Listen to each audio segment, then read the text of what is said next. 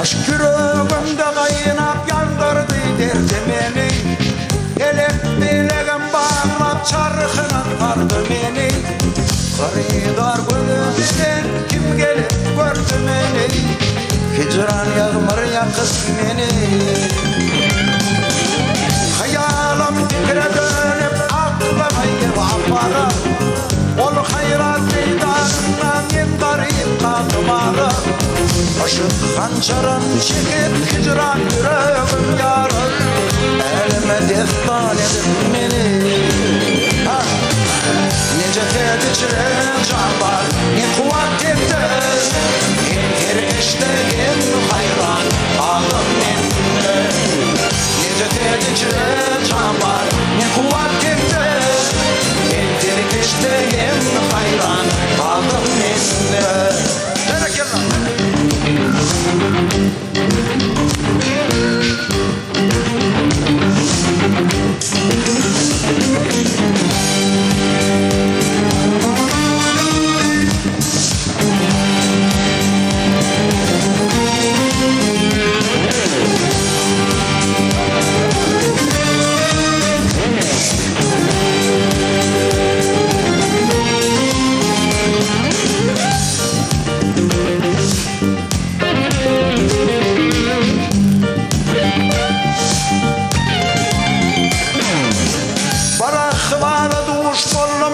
Hücum etti öldürdü.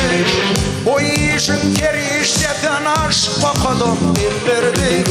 Boğalar ekmek edip elin kaldırdı. Sözülmeyen neyleyen min. Maltın kolu bekledim yar cemali kul etti. Batalımıydın derip mündil bil etti. Aşk çekti divanadan yakıp ürtek kul etti. Hicran eyledi yerep beni.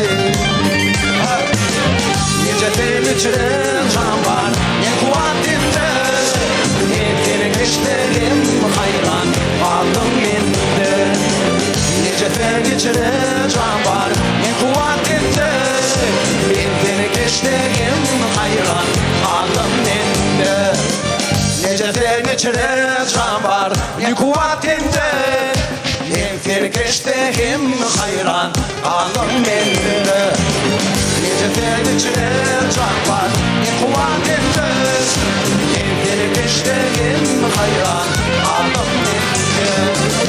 Nece tehlikçiler can var, ne kuvvetinde. Hem hayran alım bende.